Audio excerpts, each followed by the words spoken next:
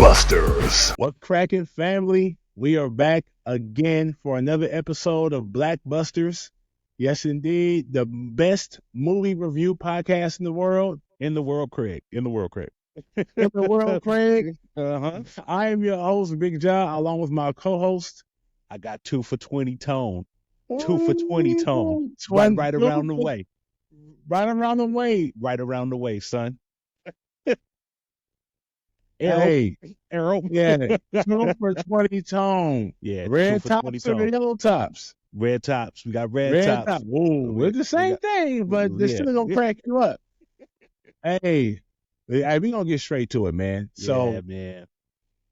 this movie here is, I feel like it flies under the radar, Mm-hmm. but it's a good one. It's a good one. Yeah. Before you respond, let me introduce it, and so we can just dive right in. Pause. We talking about Spike Lee's Clockers. It had to happen. Yeah, man. And I'm surprised. I'm not surprised, but I must say we should have did it earlier, but no time better than the present. You know what I'm saying? Yep. Yeah, Clockers. Man, Spike Lee joint, written by Spike Lee along with who else wrote it? Richard Price and Spike Lee wrote Clockers. No Spike relation. Lee, huh? No relation. No relation. No relation. No relation, Brother Price. Yeah. Directed by Spike Lee, of course, starring Harvey Keitel, John Turturro, and Delroy Lindo.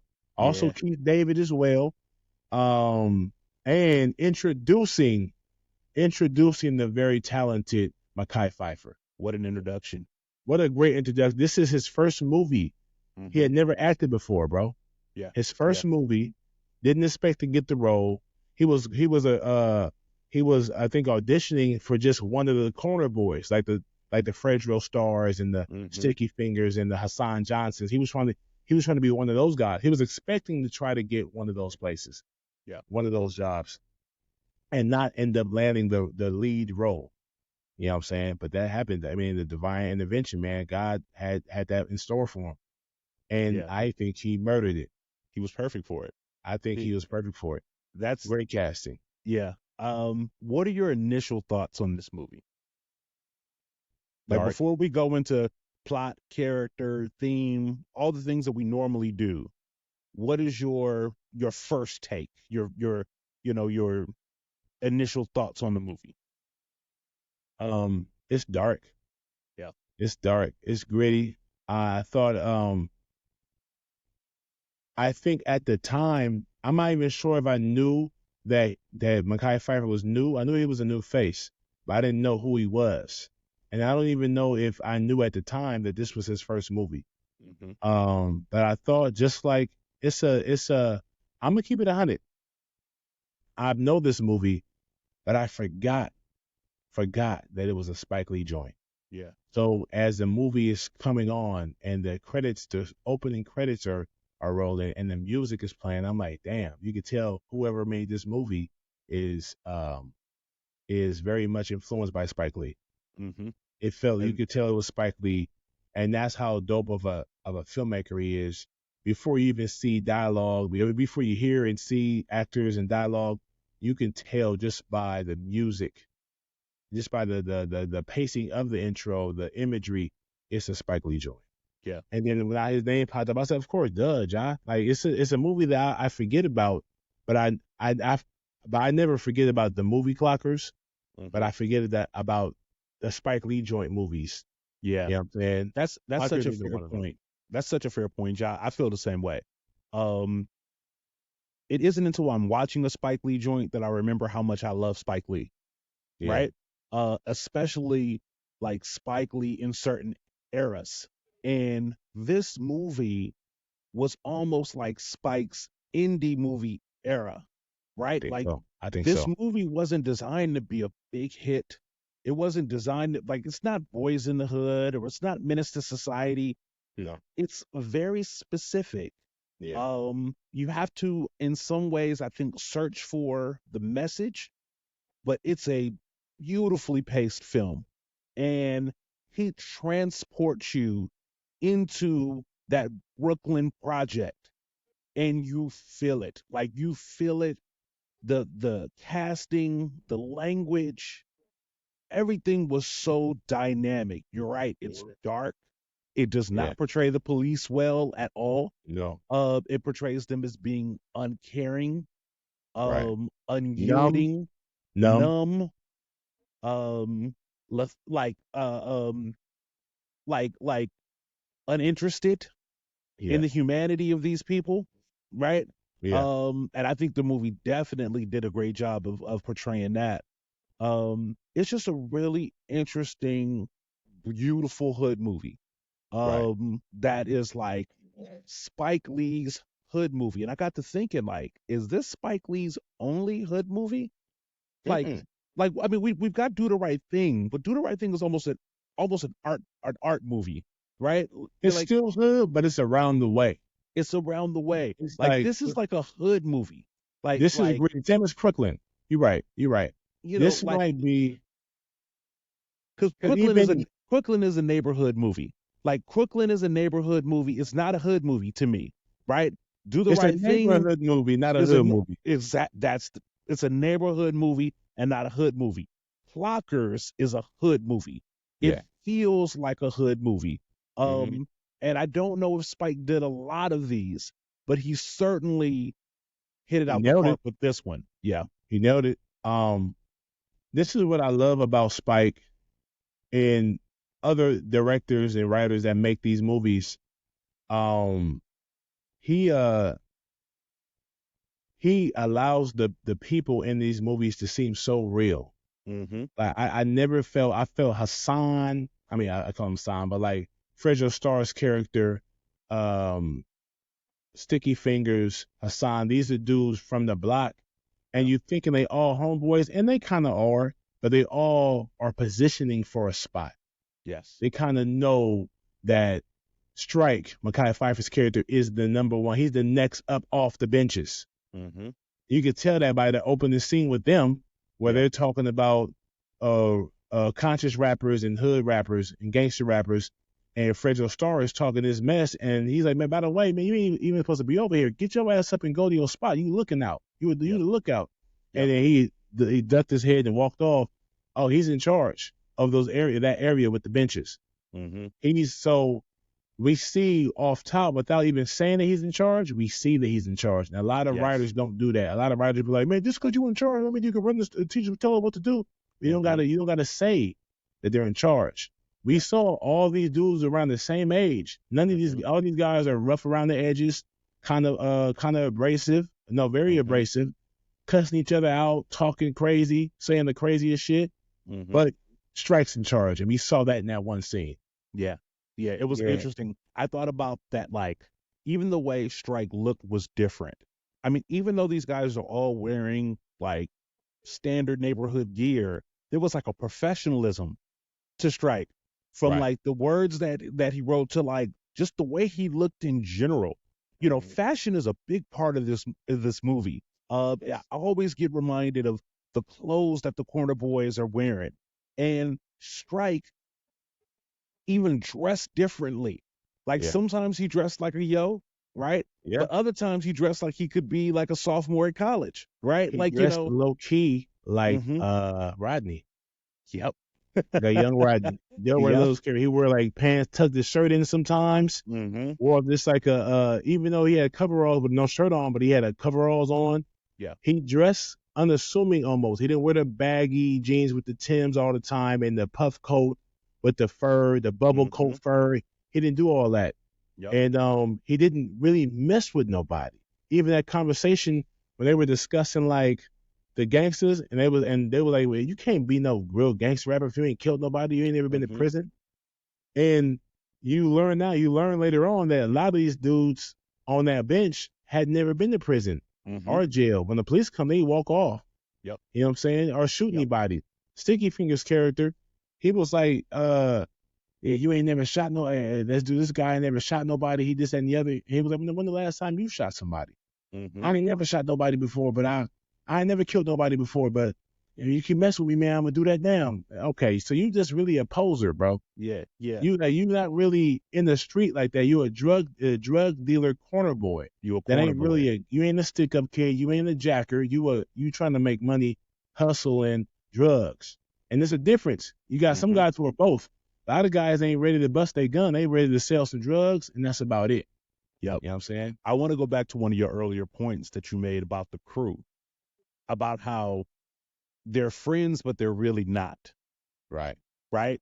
Like the anger, like even though they're all working the same crew and probably grew up together, that anger and that competition, is very pervasive in that, right? Like, the way they, and again, and this could be, and I would love for the people in the comments to give me perspective.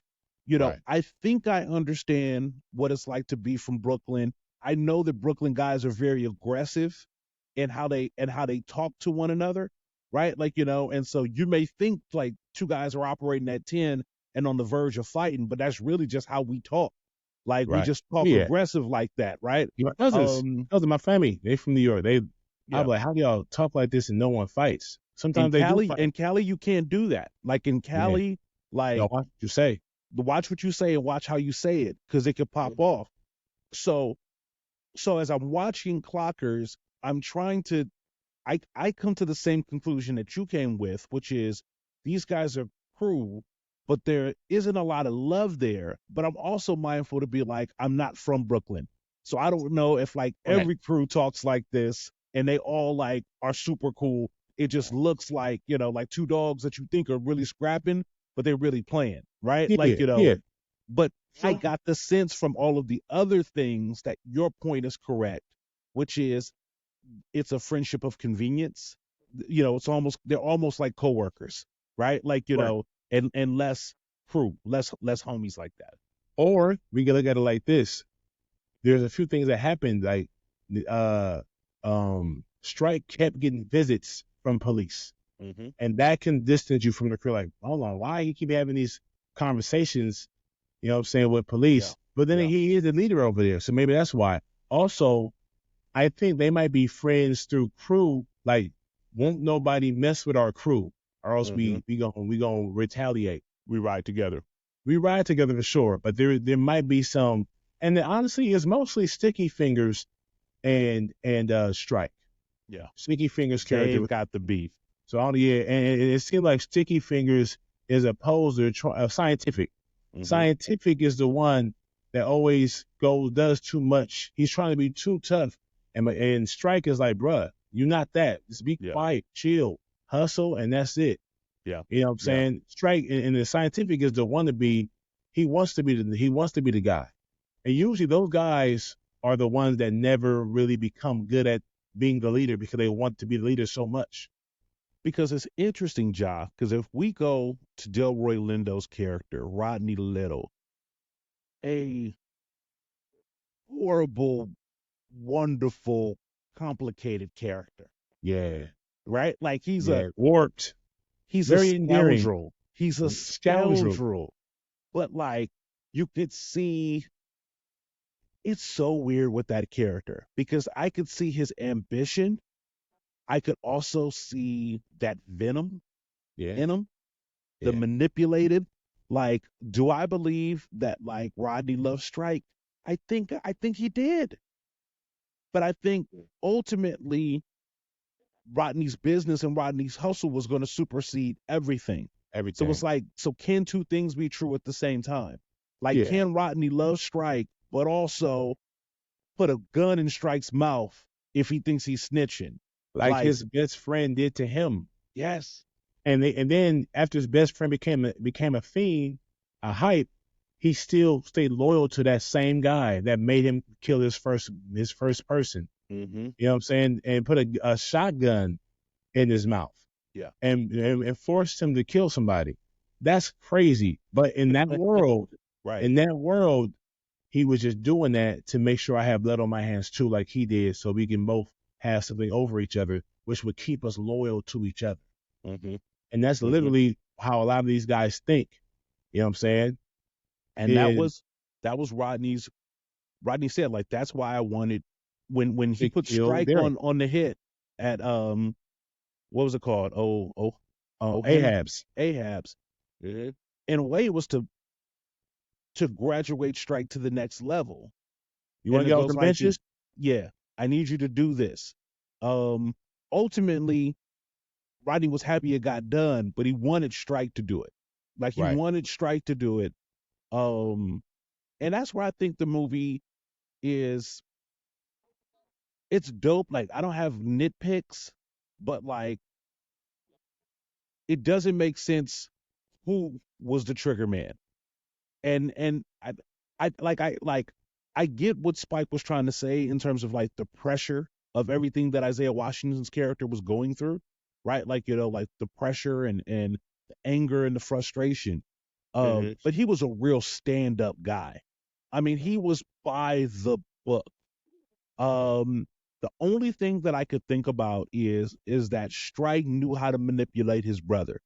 Like, he knew what buttons to press in his The brother courts have, yeah. to have his brother wilding. And so when he goes in and they're at the bar and he's feeding his brother those lines, I think what Spike was trying to achieve is to be like, he's revving him up. Yeah. Like, he's revving him up to go put in that work.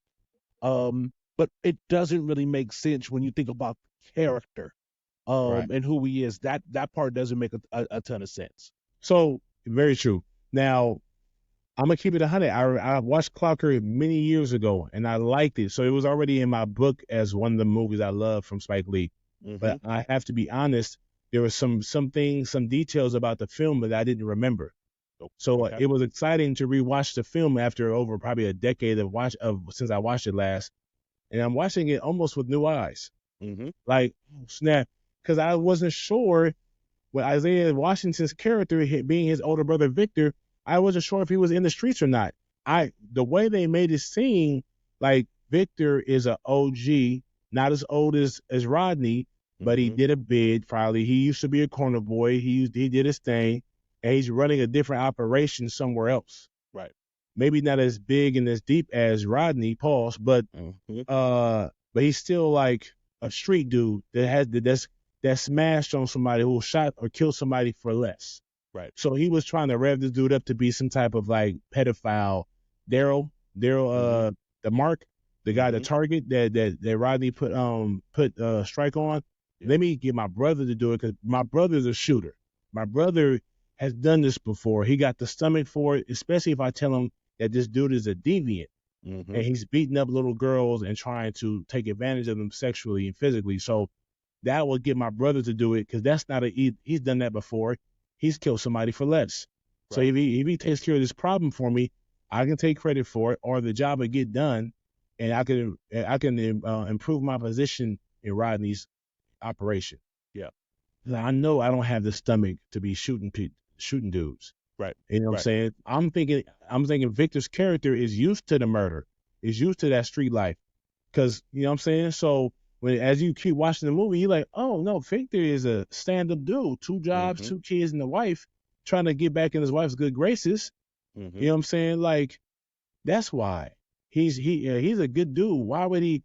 And so of course, a Strike got into Victor's head, kind of like amping him up to go do the shooting. Then at the last minute, he like, never mind, bro. Don't even worry about it. Don't worry about it. Yeah. And then it happens anyways. And throughout the movie, someone like me who forgot about some of the details was like, did Strike do it or did someone else do it? Who did it? Honestly, I went through the movie like not sure if Strike did it or not. Was Victor covering for him? You know, like that's what the movie wants you to think the Strike did it. Right. And Victor's big brother, big brother Vic is covering for him. They covering for him. Yeah. And then ultimately we get the reveal that that's not the case. But what's interesting is like what I thought it said about policing, which is, Harvey Keitel's character has a theory of what happened, and he will not. It's almost like he's got tunnel vision. He can't imagine a scenario where Strike is not the shooter. Right. And they start to do things that are literally designed to fuck with Strike. Right. They don't have any evidence that he did it. They've got a confession. And Harvey Keitel's character is so upset that he thinks that these yos are running an okey doke on him that like he gets super obsessed with this. Even his partner was like, bro, it's over with, man. I'm leaving it alone. This is open and shut. Like this is an open and shut case. Right. What are we doing? But he was obsessed. So is this that Harvey Keitel is a good cop and he wants to find out what's going on and really seek justice, or he's just mad that he thinks this other hood street kid is pulling the fast one? I think it's that. I think it's that. Like I think that like Rocco doesn't have any love for Victor. Right. But this is not about getting Victor out of jail. This is not about exonerating Victor. In fact, he thinks that Victor is in on it. He thinks that that Victor and Strike are running okey doke on him. Right. And it drives him fucking mad. His ego is affecting his ego. Yeah. And we know for when what's his name, Daryl, is Daryl that got shot at Ahab's? Yes. Yep. The way that they have that conversation with this man's body, literally with the soul removed from it just moments ago, and they're laughing and they're cracking jokes and they're doing all this different type of stuff. Rocco has no appreciation for Black people or the people in this community. And so the thought that one of them could be getting over on him is what fuels his character. It's not the truth. It's not about justice. It's not about, getting Victor out of jail. It's about like, you guys can't get one over on me. Okay. And like I said, and even at the very end, one last thought, even at the very end, when Rocco takes Strike to the train station, Rocco's fucking pissed. Like he's not happy everything worked out. He doesn't leave Strike with any words of wisdom. Like Strike, like Rocco was mad that he was wrong. Like Rocco was pissed that like he got it wrong. So no, I think that the callousness in which he operates, in many respects, I feel like he could be the movie's villain. Because he's purposely fucking with Strike in a way that he knows is going to have ripple effects. I think this. I think, and you could be 1,000% right on him not caring about Black people. And then you got he's Italian, Jewish, he's probably from Brooklyn too. And he's probably fed up. He's an older guy in his late 50s. And he's probably been on the beat since he was 23. You know what I'm saying? So he's 30 years in the game, and he's now homicide. No telling how long he's been doing homicide. So when he's called, and it's usually gang violence murders. Yeah. So I don't know if he has a problem with Black people. I think he has a problem with hood, street, drug dealers, jack artists, murderers. So he ties them all in together. So there's a question. He says, this guy, they looked up Daryl's his record. Doesn't really have a record, but he used to work for Rodney in the barbershop for a year. Okay, well, if he's worked for Rodney, he's for sure dirty. Yep. So it's more so, if I go to the corner boy, if I go to this project and I see all these guys hanging out every day, all day, they're there all day. These guys are selling drugs. I don't believe in you guys. I don't like you kids. I think you guys are scum. So as opposed to this a guy sitting in a park or reading a book, he's not going to fuck with that guy. He's not going to assume that guy is up to no good. Yeah. And I could be wrong. I don't know. I think growing up in Brooklyn, growing up in those type of areas, some people are desensitized and traumatized by, I don't have a problem with Black people. I have a problem with you, those type of people. And you know what? They had to be Black. let me pull my words back, because Rocco does come true for the little boy at the end, right? Yeah. What's little homie's name? I forget his Tyrone. name. Tyrone. Like, Rocco coaches Tyrone with the tape recorder off on what to say to get the bad guy, to get Arrow. So there's a concern there, that there's a compassion there that Rocco does have for a young man, and tells him how to tell the story right in such a way, right? Obviously there's rapport there with Andre, because Andre goes to him and says, like vouching for this kid. He's a good kid. He's he's we need to help him out. Right. So I think you're right. I think ultimately what you said is correct. If you're a civilian in the game, you don't really appear on Rocco's radar, right? Right. But if you are any way, shape, or form affiliated with the game, he's got no love for you. Right. Right. I remember just growing up, and certain dudes live by a code. I knew dudes who message you regardless because they bullies. They love the authority. They love their power that they believe they have. But those who knew you didn't bang, I mean, leave him alone, dog. He a square. He don't do nothing. He just hoop, bro. He just play basketball. You know what I'm saying? So, but what on his brother? His brother, on the other hand, we looking for your brother, bro. We ain't gonna mess with you. You know what I'm saying? But where your brother at? Yeah. So, I think in this game, when you become a police officer in Brooklyn, in the hood, and you basically a homicide detective in Brooklyn, you learn it's our gang against their gang. Yeah. Another gang member talking mess. But I couldn't imagine if a woman was sitting there outside of that cafe, they were making the same remarks about her. Now she had a mini skirt on and holes in her arm, like needle scars. Oh, she's a hype. She's a prostitute. She probably got what she deserved. It's still not right. And it's still racist in a way. You know what I'm saying? Not even in a way. It's still racist. It's clearly racist. Yeah. But it's equivalent to us. It's not, black people can't be racist, and people of color can't be racist either. But when you see someone drive bad and you look at them, they're Asian, oh shit, Asian dude, they can't drive. That's the stereotype. Oh, black dude with baggy jeans and hoodies. Oh, they're street dudes. No, not all of us are.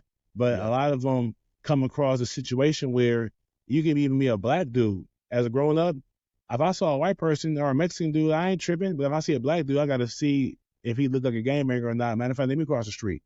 Yeah. You know what I'm saying? Does that mean I don't care? Am I afraid of all black boys? No, just the ones that look like that and got a rag hanging out their pocket. Let me cross the street. You know what I'm saying? Yeah. So if we find ourselves victim of that, not victim of it, but like we find ourselves behaving that way, I can imagine a homicide detective showing up and then they 5 or 6 guys. Like, these guys don't care about their lives in the first place. So that's why they're out here selling drugs to their community. Let them kill each other. That sounds super insensitive and racist, and it is. I feel like they're conditioned to feel that way. And even Harvey Keitel, you mentioned, like, even when he dropped strike off at Penn Station. He didn't have to do that. Of course he's pissed off. We're not friends. We're not friends, right? We're not going to, but I thought you were the murderer this whole time. This is part of the course of a couple months. Yeah. And I find out that you actually didn't do it, but you still ain't shit. But I'm gonna help you save your life. Right. If I see you again, I'm going to let Andre whoop your ass again, and I'm gonna book Rodney for the same crime I booked you for, and make sure y'all share a cell together, because he's saying, I know you're guilty of something, but you don't have this, and you're not gonna give up Rodney. But I got Rodney. I got my eye on Rodney. But if I see you come back, I'm giving you a chance to get out of here. If I see you back here again, I'm going. It was what the charges were, conspiracy to commit murder. That's what the whole Daryl, him going. Like, I know you had something to do with this, bro. Yep. But because you weren't the one that actually pulled the trigger, I'll catch you. If I see you again, I'm gonna get you on conspiracy, bro. Yeah. what I'm saying? And I know you had something to do with that boy. You know what I'm saying? You might not put the gun in his hand, but he shouldn't even know where your gun was at. It's your gun. It's your gun. It's your gun. Yeah, I think like Strike can no longer come back to that hood ever again. I also think that like there was a charm to Strike that I think a lot of our main characters identified with, right? Yeah. Like, it's very obvious why Rodney liked Strike. Yes. He was smarter than the rest, responsible, carried himself in such a way. Rodney, I think, felt like I could build with this guy. Andre, Keith David's character was like, I used to like you had so much potential. Yeah. Like I used to see so much into you. Like they had a relationship. Right. Right? Like they had a relationship. Right. You gonna give my kids these mattresses. Yeah. Right? Yeah. Like, you their brother. You basically their brother to them. You used to listen to me. You don't listen to me anymore. You know what I mean? Like, and then like I think it's because I think, having a hobby, like Strike has the trains. And I was thinking about what the trains represent for a guy like Strike. The metaphor of what the trains meant. It was something completely different than the world in which he lived in. It was a place, it was, for some guys it might be Madden football or something else. It was something that he could kind of fall into, and the rest of the noise of his life kind of like fade away. Right. It was something that he was proud to know a lot about, from what he was teaching little Tyrone. It was his passion. I thought it was interesting. Like the choice is that from the chocolate move from the chocolate move to the trains, Strike is just a different guy. He's just a different cat. And I think it's the fact that I think those differences are noticeable. You know what? This is why I love the title of Kendrick Lamar's first album, not his first project, but his first album, Good Kid, Mad City. Yeah. It's that's for sure what it is. I think we saw different variations of men, black men in the urban area of New York City. We had Keith. We had Andre the Giant. We had Rodney. They're the same age. They probably went to high school together. You know what I'm saying? One became an officer, but he became a police officer that specifically ran the project unit to try to keep that as safe as possible. Yep. You know what I'm saying? Then you got Strike, you got Scientific, you got the other guys in the hood. Those guys are followers, wannabes. They're going to end up shooting somebody too, or end up in prison eventually, or dead. Like Scientific ended up dead. It's going to happen. It's just how most of those guys are not going to live to be 25, if 21, because Strike was only 21. He was only 19. He was 19. So I feel like it was I feel like every character was real. I feel like the cops had a disrespect to them, had a coldness to them, but they were still cops. They was tough, and they're products of their environment. You know what I'm saying? One thing I noticed when the mom came out every time to address the gangbangers, the street dudes about her son, they never really pushed back. Yep. You know what I'm saying? And this is like the mid 90s, literally came out in 95. And that's kind of I remember being there. I remember where the dudes who I knew was up to no good. I knew the shooters in my hood.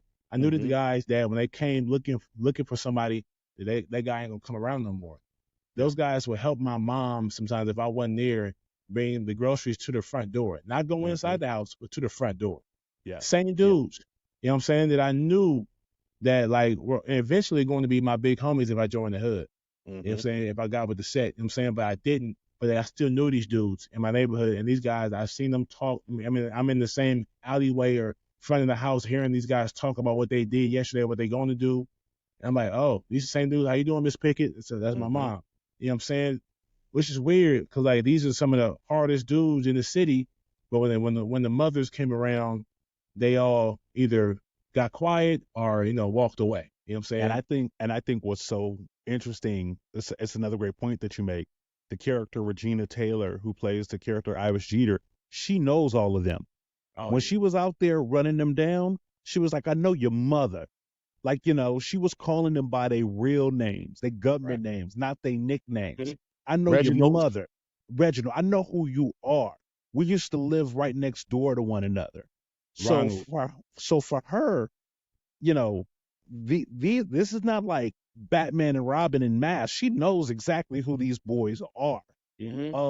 And she desperately wants to keep them from being interested in her son.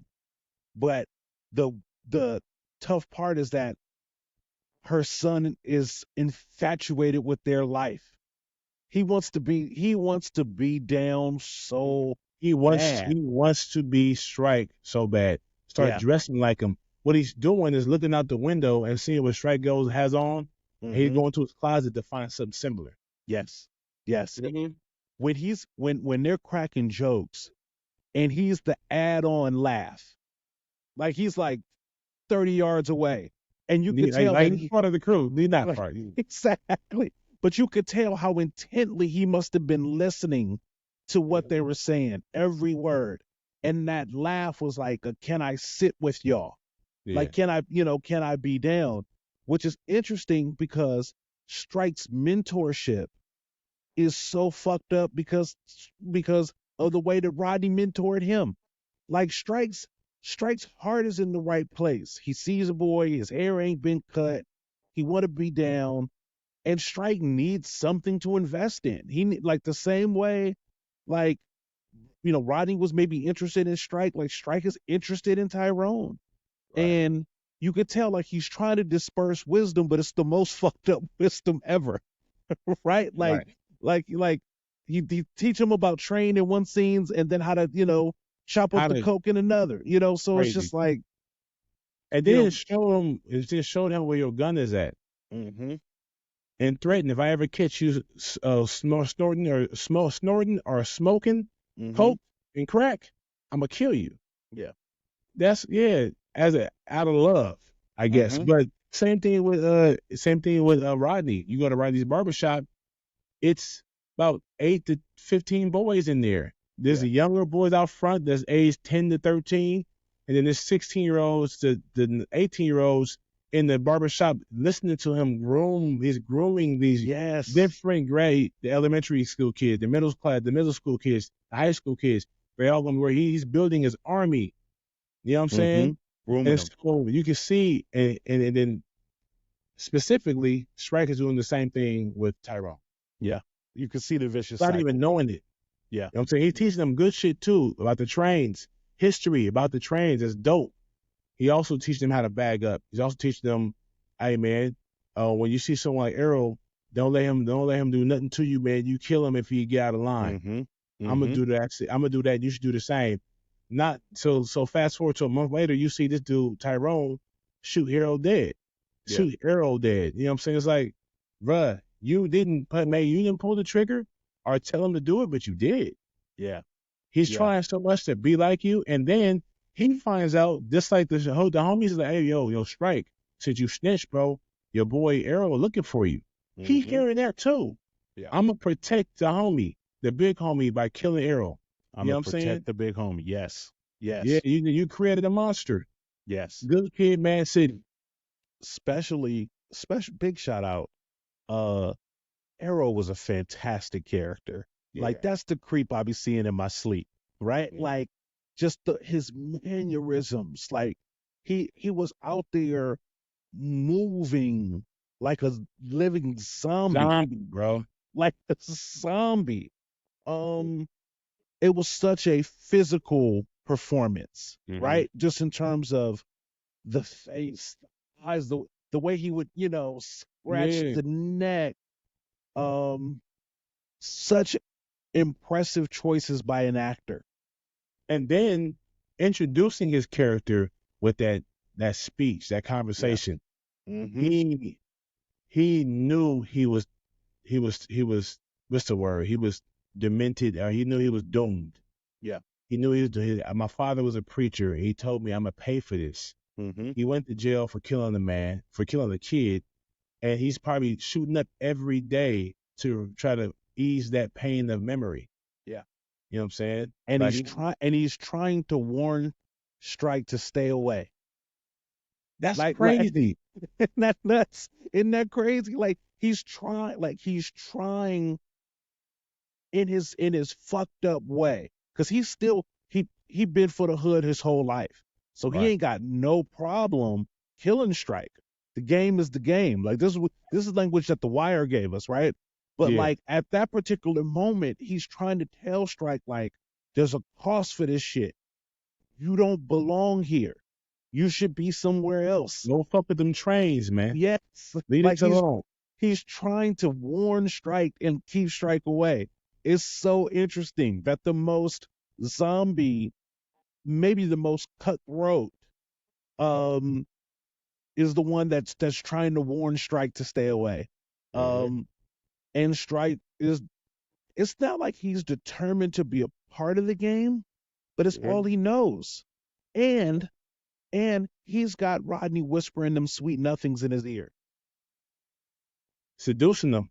You know you like a son to me. Seducing them with love. That's crazy. That's diabolical, bro. When you got these young boys like thirsty for male attention, male love, a fatherly love. You know what I'm saying? Like even when he embraced his brother, every time it was like he ain't gonna see him again, or he just hasn't seen him. You know what I'm saying? Like he loves his brother, but even their relationship outside of the hug is very like kind of like it's not as heartfelt as the hug is, and I think they were raised that way. You know what I'm saying? So like, and I think the relationship is different because Victor is out the streets. He's a family man that works 2 jobs. His little brother is in the streets, so he doesn't agree with what he's doing. So he doesn't. So that's stopping them from being closer too. Yeah. Especially Rodney, but he's basically abducted. He intercepted Strike. And Strike's got his own place, you know.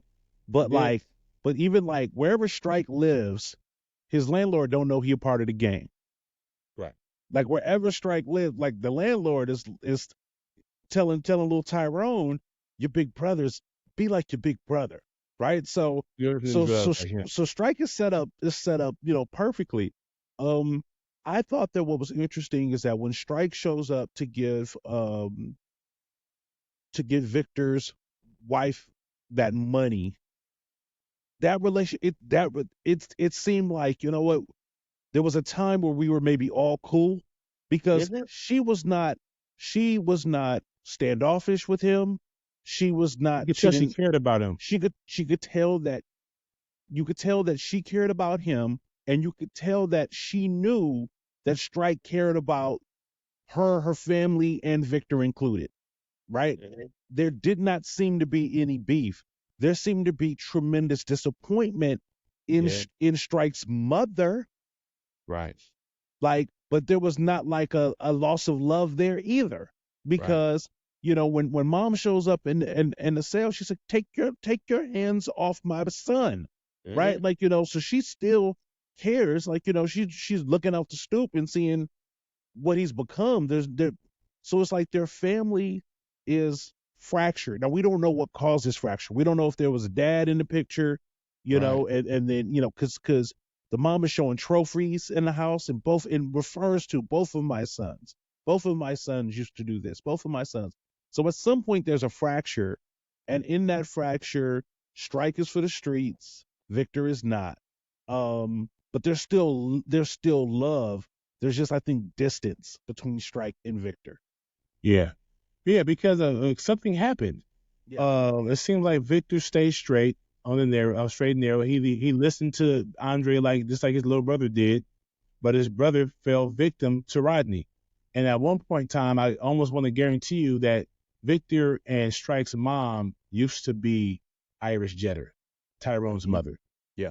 It's only so long you're going to be able to tell your boy to go upstairs and leave my son alone when he's 10, 11, 12, 13, 14. By the time he's 15, 16, you can't tell him. He's off the porch and he's hanging with them dudes. Now you realize you lost your son, at least as far as not his love, but your authority over him, you lost that over him. And even though you might have tried, it looks like the mom was fed up. And even when the first time, every time you saw the police come by and start booking them and checking them, frisking all the dudes, every time they grabbed Strike, he always looked back up to his mom's window. Yeah. And he stays that was great. I thought that was dope. Great. It's still just like it's like, what is that? That's such a, there were so many contradicting but very like, I know real. You raised me better than this. I know. And are you seeing this happen to me? Yeah. Are you seeing this? I don't want you to see this. Yep. You know what I'm saying? Yep, he's smart enough to know he's doing wrong, but not strong enough to get out of it. He wasn't a very strong young man. Yeah. He was smart and he was good. He was good. You could tell by his landlord. His landlord didn't look at him and roll his eyes. The landlord came to him and shook his hand.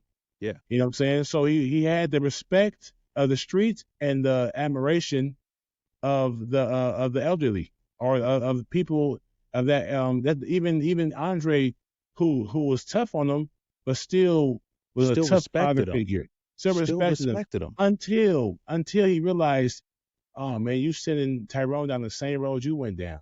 That was a breaking point for Andre. But when Strike falls out after, having the stomach episode, it's Andre that climbs in the ambulance with him, right? Like, Andre's care and concern, he hops in that ambulance with Strike to make sure Strike is going to be okay. Right. So I think that, like, Strike has, and I think that, like, Andre wasn't fucking with Scientific. Andre wasn't fucking with nobody else. I think he knew of all these boys down here, Strike, you the one that, like, has potential. Yeah. Like, you could do something else. You could be something else. Right.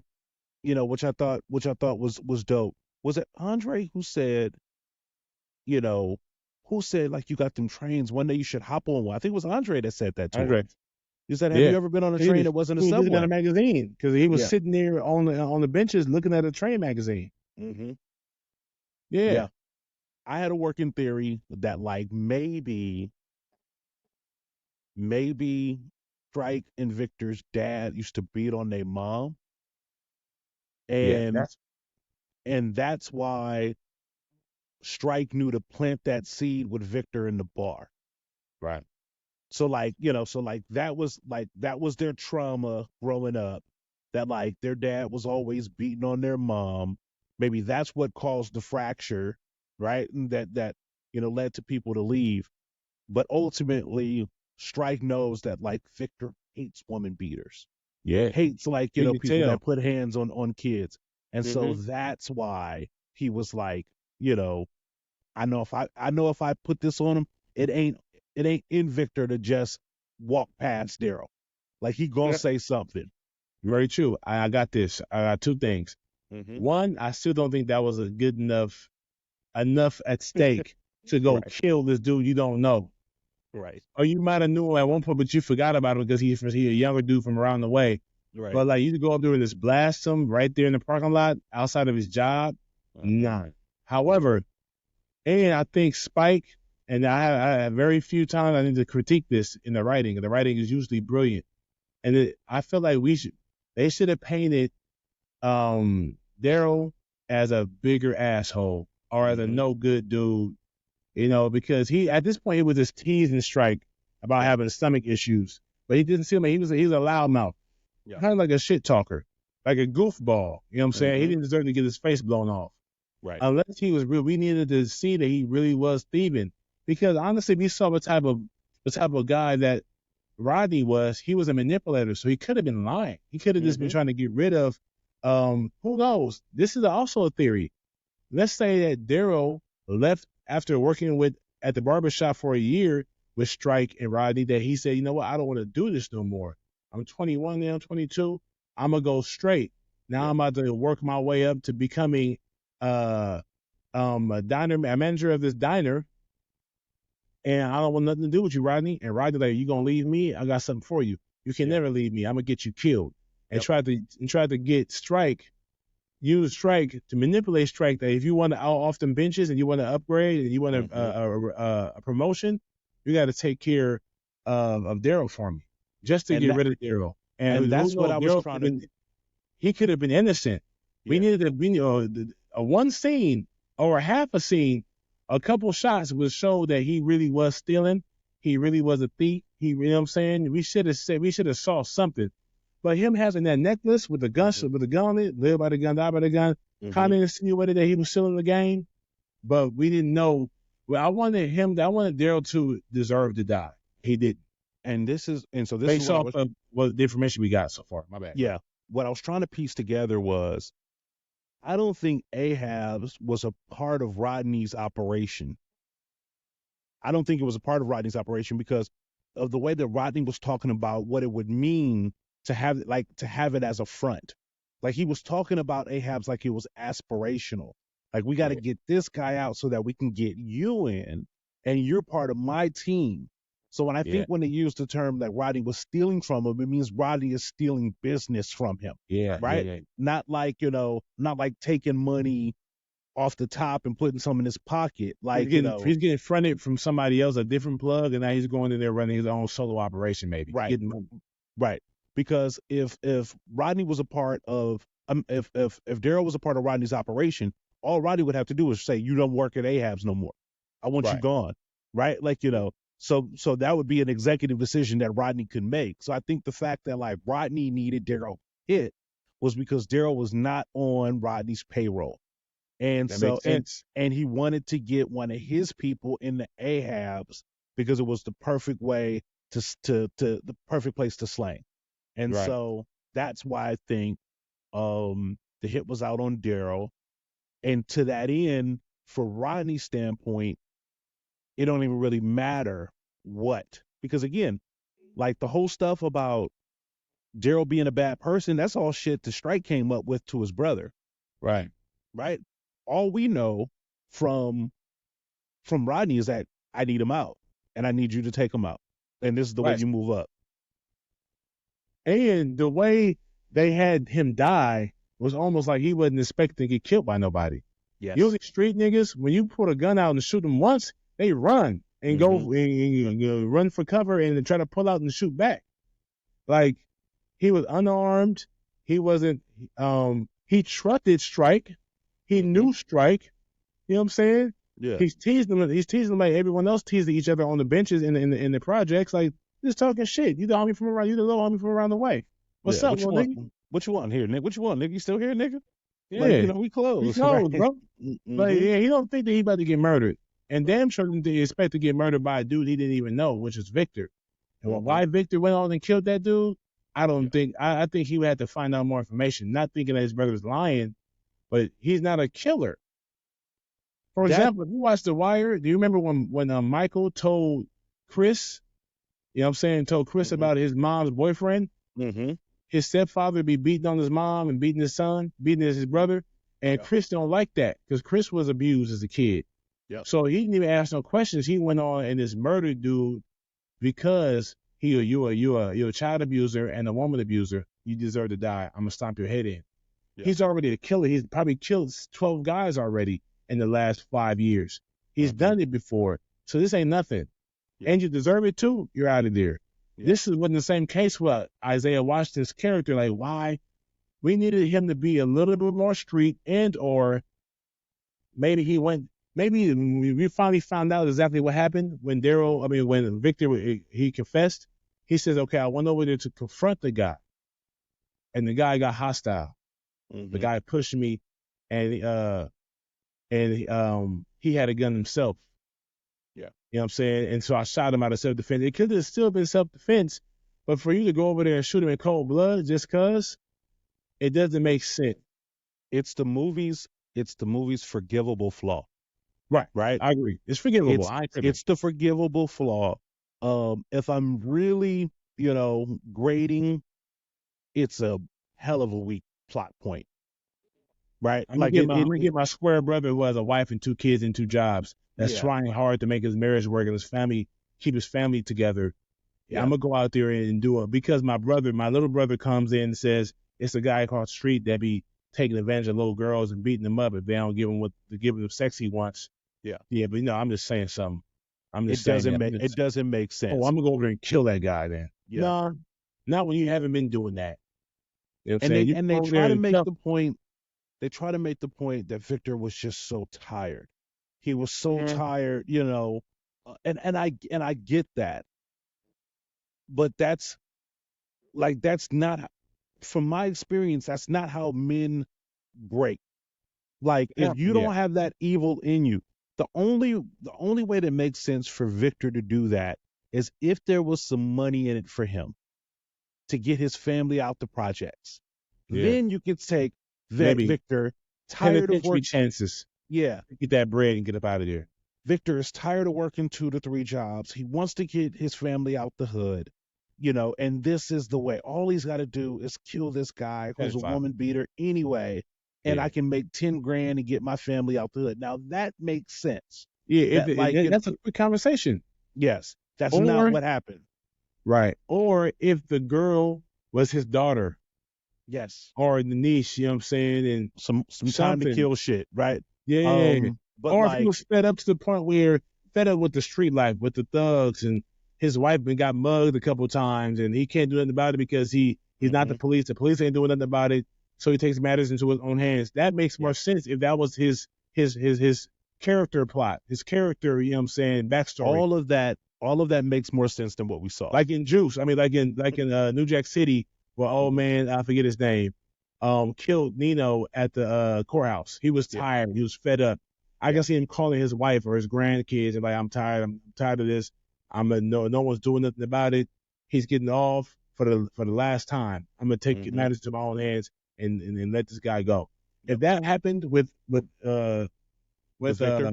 Victor, then okay, I can get that. But the way the stakes weren't high enough. And that's why I'd say it's the forgivable flaw, which is like this movie still works in so many different ways. It is still a gritty, very realistic portrayal. It's well acted. Of course, it's well directed. The music is great. The reality, like everything is awesome. This is a major plot point in the movie that ultimately like falls kind of flat. It doesn't pay off because it's not believable. But yeah, and the fact that the victor is actually the real shooter. But because I love everything else, I'll just eat around that, right? Yeah. Like, you ever had a delicious meal and you're like, everything else is good. They got capers. Y'all put capers in the casserole? Yeah, I can't fuck with that. Out. But I'm going to kill this casserole, but let me get these capers out, though. I can't Exactly. Or pick the jalapenos out your nachos and that's nachos back. That's a man after my heart right there. Yeah, right. Like, that's like, get these nachos off my cheese. I mean, get these the jalapenos. I don't want the hotness. But and also, when you got Rodney, who they're trying to build a case on, coming outside the police department and just totally wrecking a car. Yeah. Ripping, and the police department is around the corner, walking distance. And there's a cop car on the corner, parked. Yeah. You're not doing all that. And the police station's right there. Now, at that point, you get locked up for vandalism.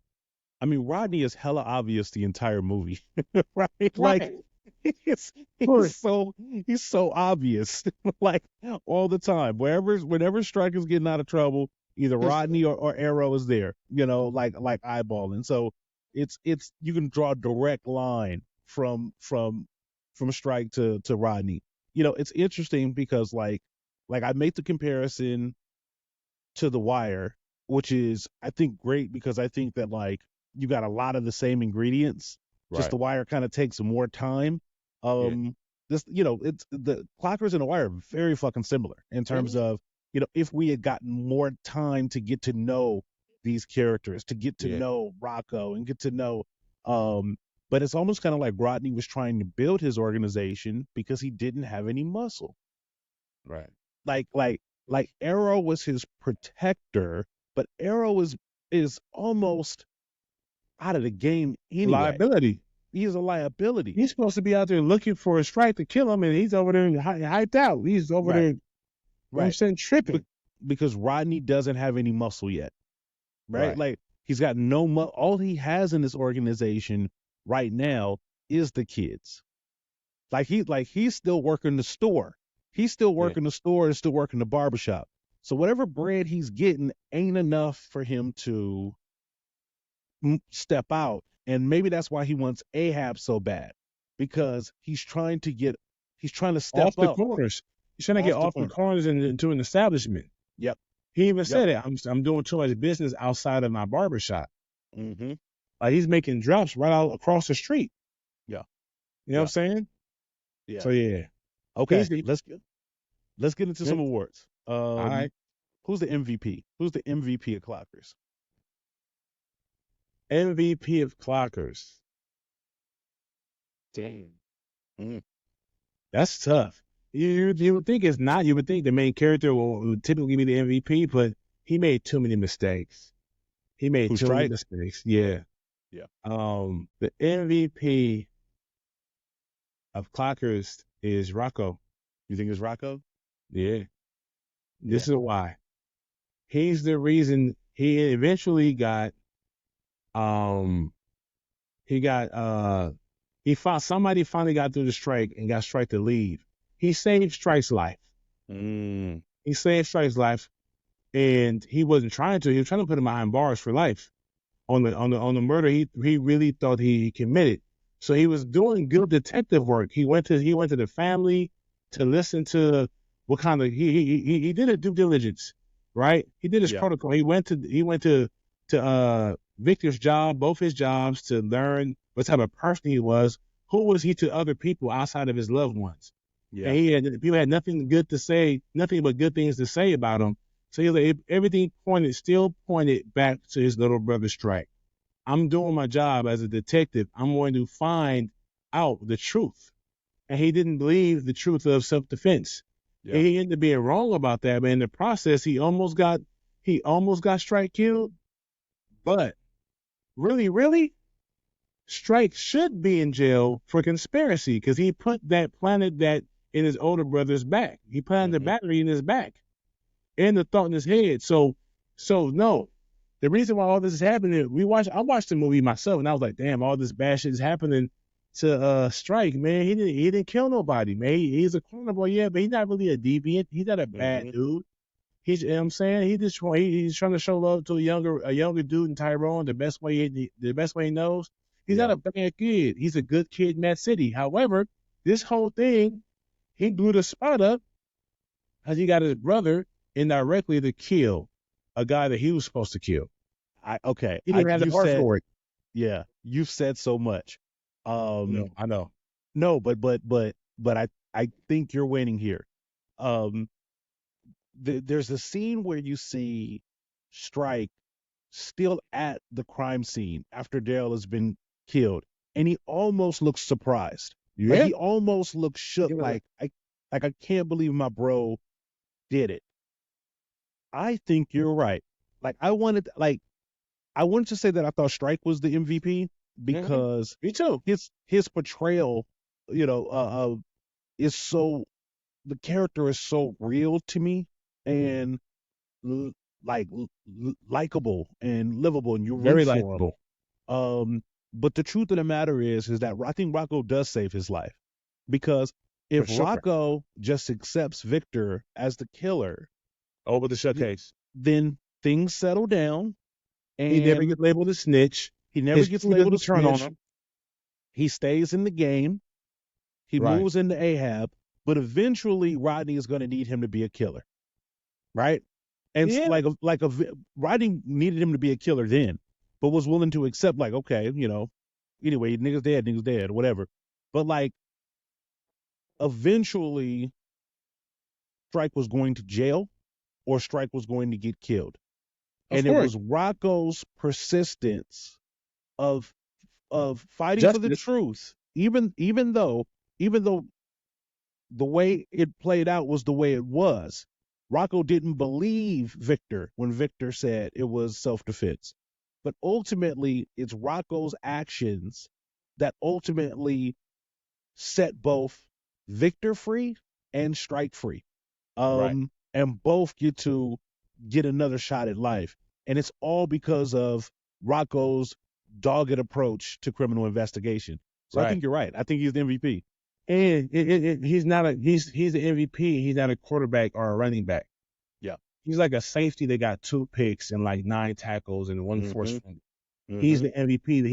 He's not typically who you would make the MVP. He's on the defense. He's a defensive MVP. You know what I'm saying? Yeah.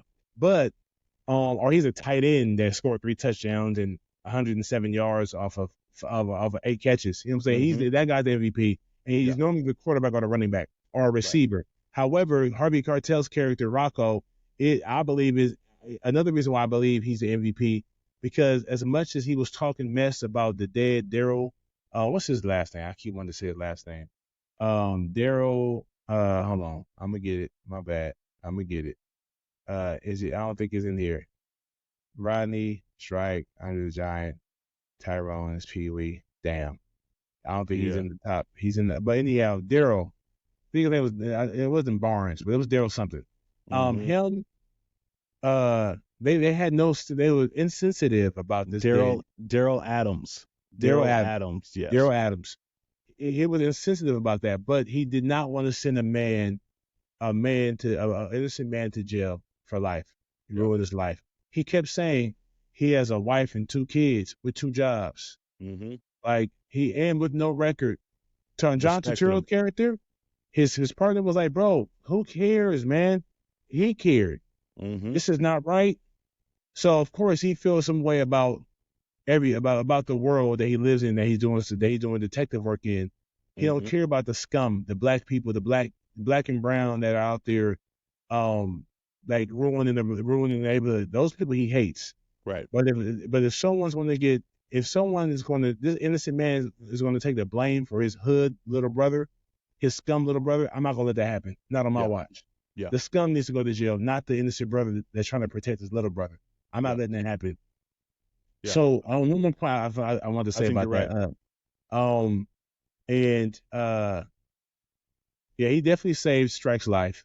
And Strike, as much as I like Strike's character, he was weak, and he was smart, but not smart enough.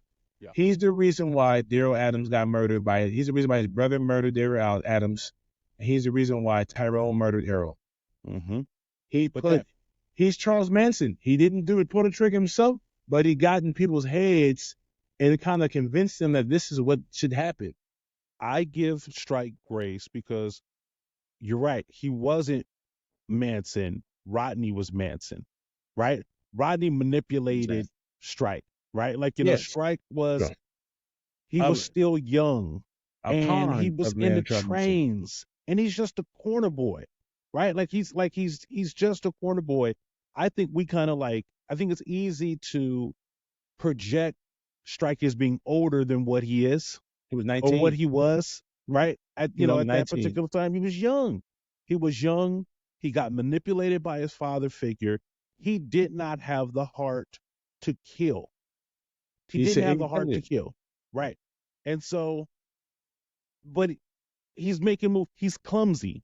Like he's clumsy. I think it's shady to try to ramp up your bro to do some shit that you won't handle on your own. Yeah. But I think at that moment, like when Strike has the gun in his jacket and he's pacing back and forth, you can feel the indecision in him. You can feel the conflict in him. The potential advanced regret. Yes, like he doesn't really know. He didn't even do it. He doesn't know what he's doing. He doesn't know what he's doing. But I think he doesn't want to disappoint Rodney. Right. And so I think he makes a punk move and tries to prop his brother up. Now, the great question is that what if he goes into the bar and Victor isn't there? Right. Right. I think that Strike probably comes back out and does the deal himself. I don't know. He didn't, because that's right. His brother was there. Then he told his brother not to do it, and then he left. Yeah. He left. It wasn't like he went to go do it. He left in enough time for his brother to go out there and do it. Yeah. You know what I'm saying? So, and does it make sense for Victor to be walking around with heat? Right. Yeah. I mean, but no. That I will stall him on that because I yeah, think so. yeah. You think he had it in his You live in duffel bag? Brooklyn. You live in You live in Brooklyn. Brooklyn. Yeah, he had his own gun. Yeah, yeah. Yeah, he had his own gun. So at that time, yeah. Plus, I know dudes who regular dudes. They work for the Metro line. You know what I'm saying? And keep that thing Every on guy. him. They don't even have no records. They got Yeah, they got a gun for they keep sure. that thing on him. Okay. Absolutely. Who's the LVP? Oh man, I feel like everybody did so much. LVP would be Sticky Fingers or John Turturro. That's a great selection. Sticky Fingers talked a lot. Larry Mazzilli. Yeah. Larry Mazzilli is John Turturro's character, Officer Detective Mazzilli, and then you got Scientific. I think it's scientific. Scientific, and then just to get murdered at the end. Yeah. So basically, they snatched Rodney. They snatched Strike off the streets. Mm-hmm. He's running from now. He went to the police department for the protection. Now Strike Scientific is probably the next dude up. Yep. He didn't even make it a day or two. Only made it a week because like at least with Turturro's character knew things that helped the investigation. Like, Right. Oh yeah, that's Rodney. I know this kid. Yeah, that's Daryl. He used to work with Rodney. Yeah. Yeah. That's Strike. Like Turturro knew who Strike was. Right. You know, Turturro is the second in command to that detective unit. Yeah. You got Rocco and then the little homie Turturro. You could probably tell that Turturro's character was a drug cop before he was a homicide cop, right? So because he knew, homicide. They call him homicide. Homicide, because he knew all the players in the drug game. He could connect the dots. This guy used to work for that guy. That guy used to work for this guy. You're right. He's very valuable. He knows. Whereas Rocco is homicide, so he doesn't know dealers. He knows killers. Right. And so to that end, Turturro's able to help him there. But to your point, Scientific was a bad crew boy. He and the ship only lasted 1 week with him. He's got a great nickname. Sticky Fingers was fantastic. Oh yeah, I love this character. Yeah, but he's the LVP.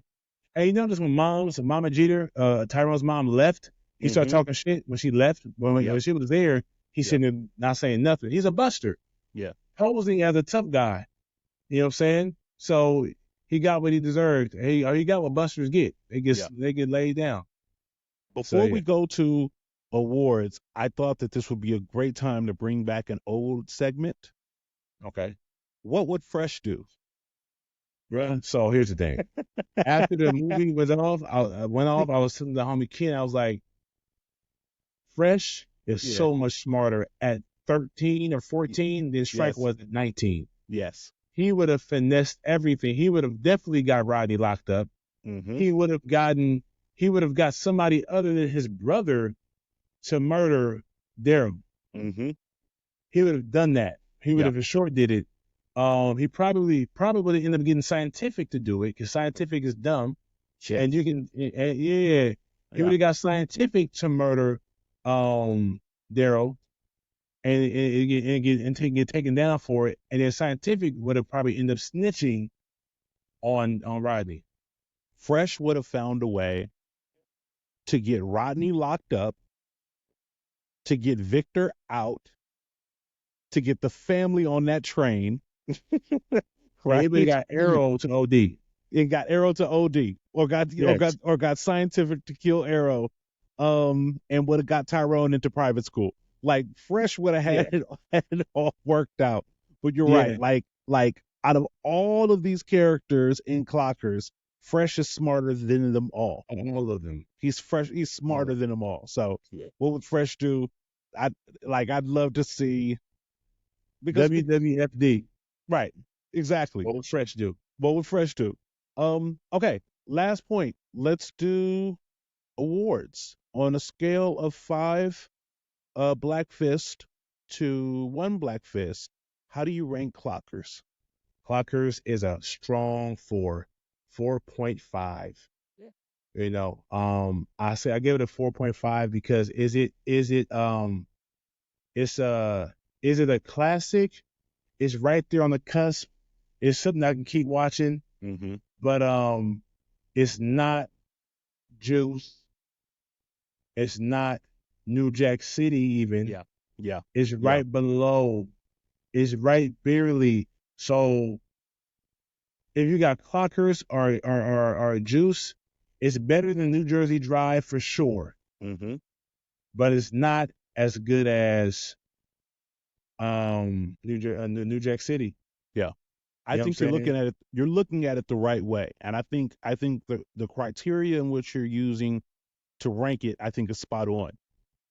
I put this movie in terms of like class, right? So whether you put it in the hood movie class or whether you put it in the Spike Lee class, it's not best of class.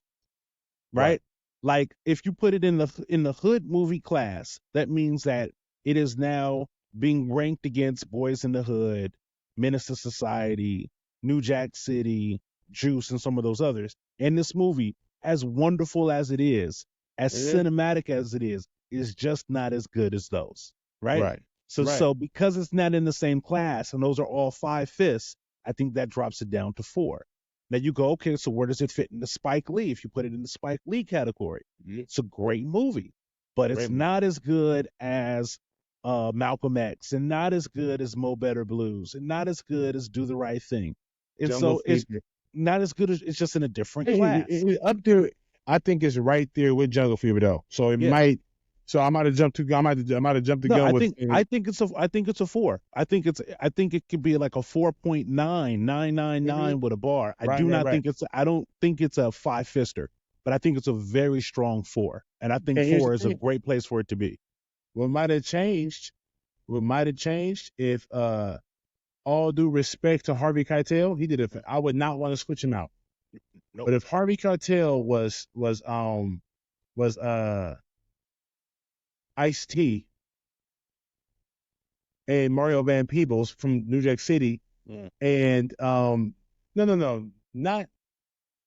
Ice-T's not nowhere near as good an actor as Harvey Keitel, but like I'm trying to think if there were bigger stars in the movie. I wouldn't want to switch him out. I want to keep Delroy Lindo. Yeah. But if Delroy Lindo was Samuel L. Jackson. You know what I'm saying? I still don't think that elevates the movie. Yeah. I think the movie's perfectly cast. I think Delroy. Like you're right. It's maxed out. Like I think it's not the actors. You're right. It's not the actors that need to change. It's a few tweaks in the script. Yeah.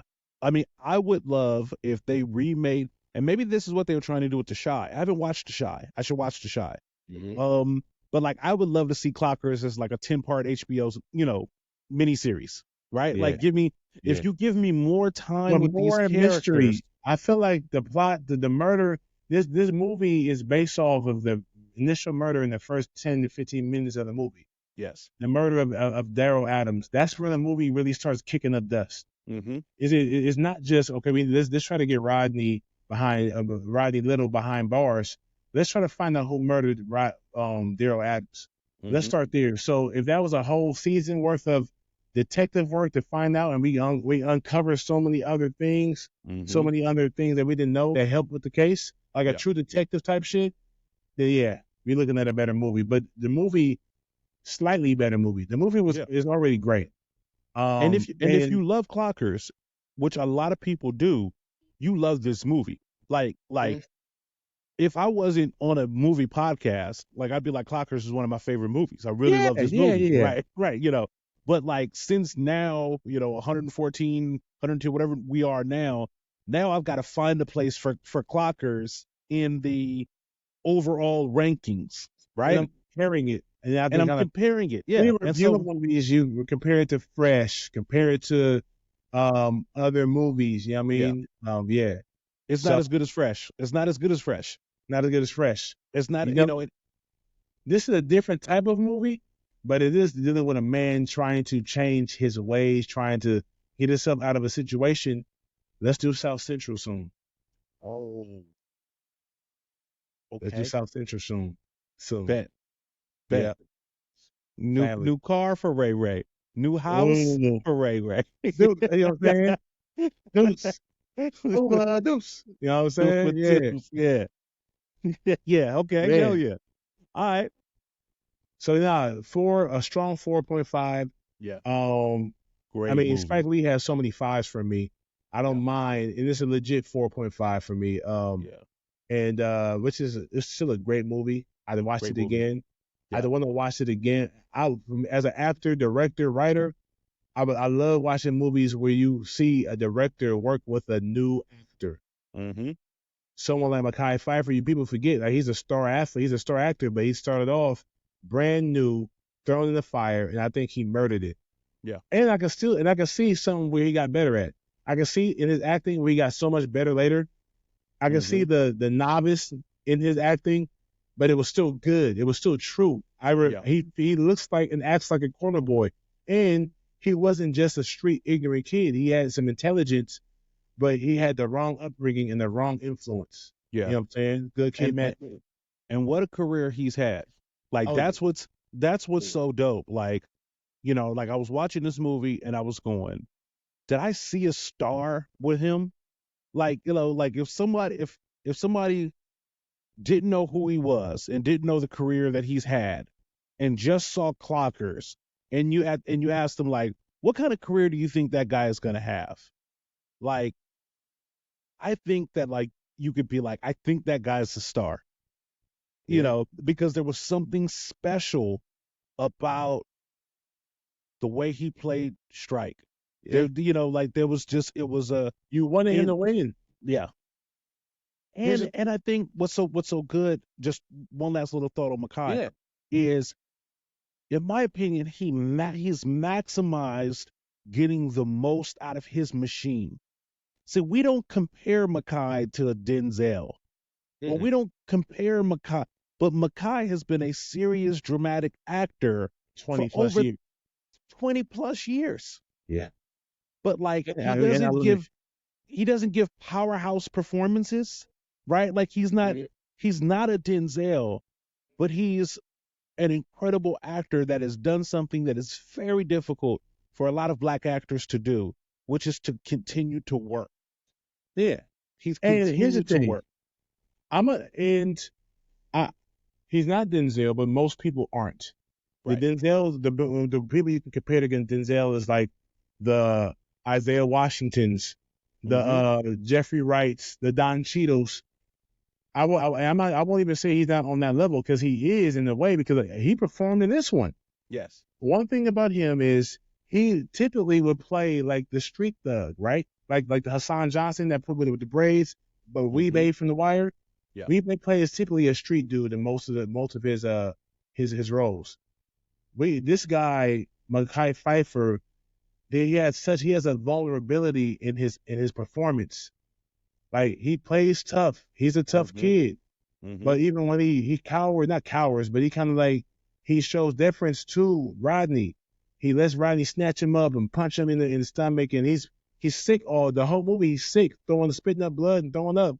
He's toe up. Right. Then fast forward to Mitch from Paid in Full.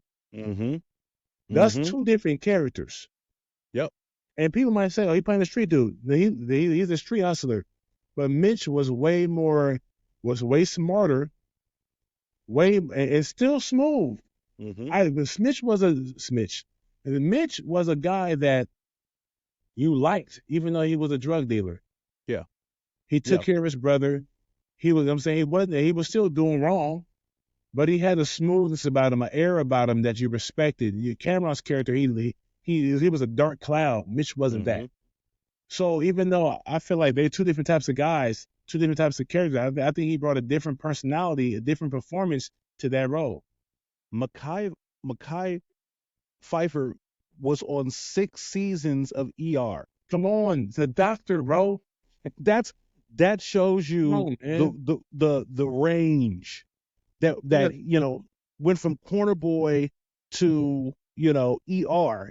Now, this wasn't the same ER. Like, it had lost some of its popularity, but ER is ER. That's network TV. Yeah. That's prime time network It was TV. ER before there was it was St. Elsewhere. Was a St. Elsewhere's place back when Denzel played the doctor. General Hospital, St. No, Elsewhere, it was in that vein. General Hospital was like a daytime. It was a soap opera. Just St. Elsewhere, it was like I think it was like a drama, and so it went from that to ER with Omar Epps was a doctor, and then it became Mekhi Phifer, and this is before House.